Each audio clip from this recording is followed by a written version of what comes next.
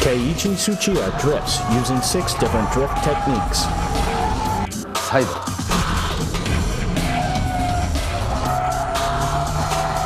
シフトロック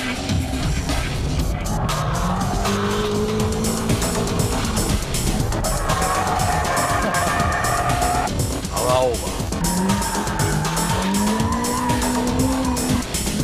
ブレーキング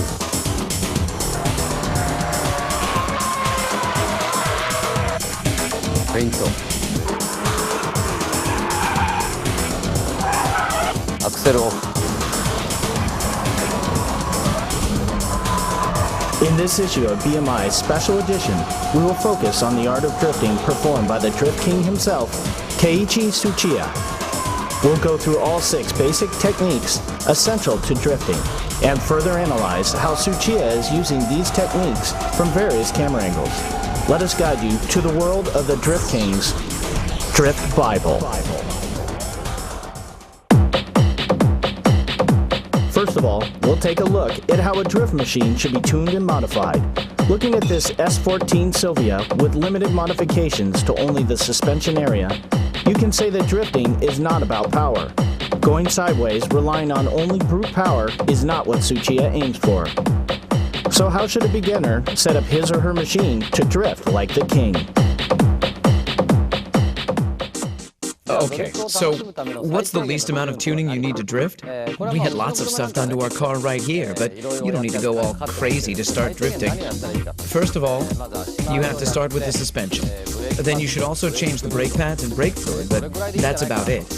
And if you're lucky enough to be able to spend some more, upgrading the CPU, exhaust system, seats, steering, and shift knob may be a good idea. And as you improve, maybe changing LSDs might be good in the future. Anyway, what I want you all to understand is that you don't need loads of money to enjoy the sport of drifting. Let's check out the 6 basic techniques that Tsuchiya actually applies to drift. See how Tsuchiya triggers the tail to slide with each move.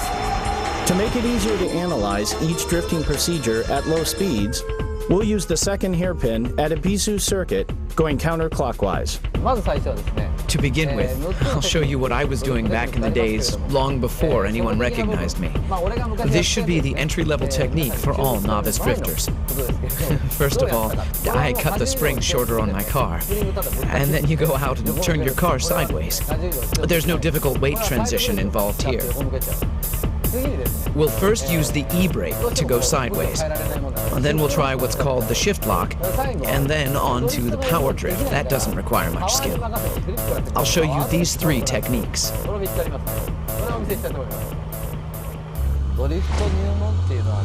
This one's for all beginners. Everyone goes through this stage. I started off doing this too. This drifting relies all on the e-brake. Straightaway, brake, toe, and e-brake. Right there. Just like this. Well, it all starts from something like this. Don't worry about how you exit the corner. Just try to pull the e-brake at the corner entrance and concentrate on making the car go sideways.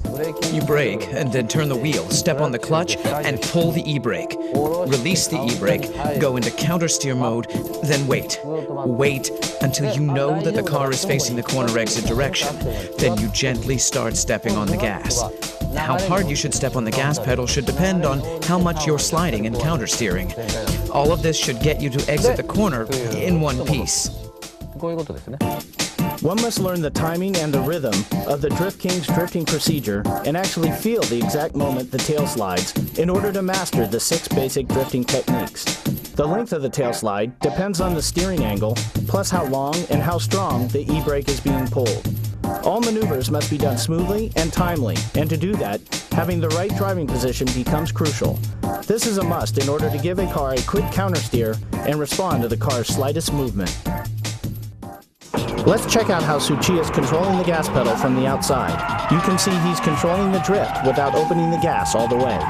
The timing to pull the e-brake is almost synchronized with when the brakes are let off.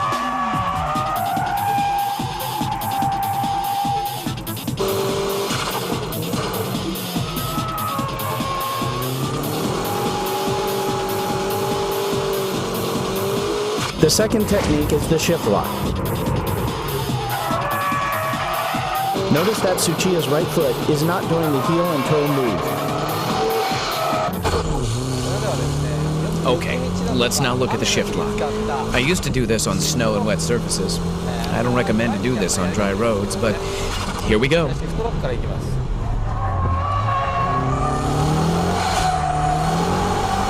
Just like that.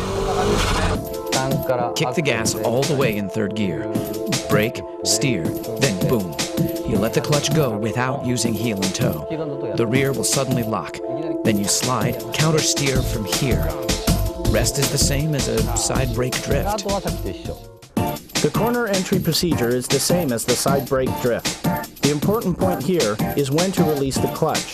Tsuchiya lets off the clutch just as he eases off the brake and steers in. His braking only lasts for 2 seconds. It's like brake, brake, gas. The tail slide occurs right as he steers into the corner. This is how the car starts drifting from the corner entrance.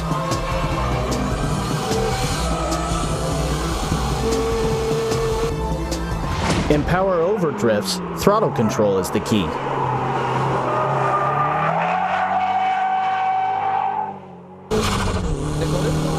I used to do this when I couldn't drift yet. I'd brake like this and try to drift, but I couldn't because I was too scared. So the only thing I could do was to step on the gas all the way at the corner exit. I used to practice this on the snow as well. When you can't do anything about the strong understeer at the corner entry, you should try this on snow or on a wet surface to practice. Steer into the corner even if you feel the understeer, and at the corner exit, just floor the gas and make your car go sideways, and as you exit, countersteer. This should be the easiest way to drift at the entry level rather than side brake drifting and shift lock drifting. You should practice this on a slippery surface, and remember not to step on the gas until you reach the corner exit point. Because if you give too much gas before this clipping point, you'll end up understeering. In this case, the corner entry is the same as before, gradually opening up the gas until the clipping point. Then Tsuchiya loosens up the gas for a moment, and then he kicks in the gas pedal to get the tail sliding. Power over drifting needs strong front tire grip. This is the reason why Tsuchiya loosens the gas to make the weight shift to the front. By this time, you've mastered the entry-level drifting. And if you're in control of the car's weight transition, you can pull your e-brake lightly. Just a tad so that people watching can't even tell you're pulling the e-brake. Then you'll learn how to drift using shift lock and braking. But this entry level is a good starting point for all beginners. How is the weight transition being done? Let's check out the braking drift.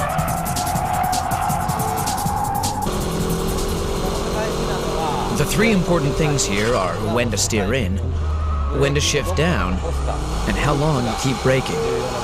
These are the three most important factors. Okay, I'm in third gear, I'm stepping on it, I'm speeding, then brake. How much you brake is crucial. If you kill the speed too much, you'll end up stopping before you drift like this, and with understeer. So you'll need a fair amount of speed even when you begin braking. Slow down to about 70% on the straightaway, then let go. Let go of the brake and steer into the corner.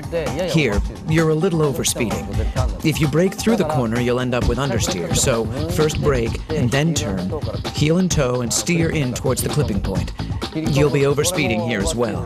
Then you shift down to second gear while leaving your foot on the brake. Let's say you're running around 5,500 revs when you shift down to second gear. Release the clutch like you're running around 5,400 revs, but don't let the gears lock. It's similar to shift lock drifting,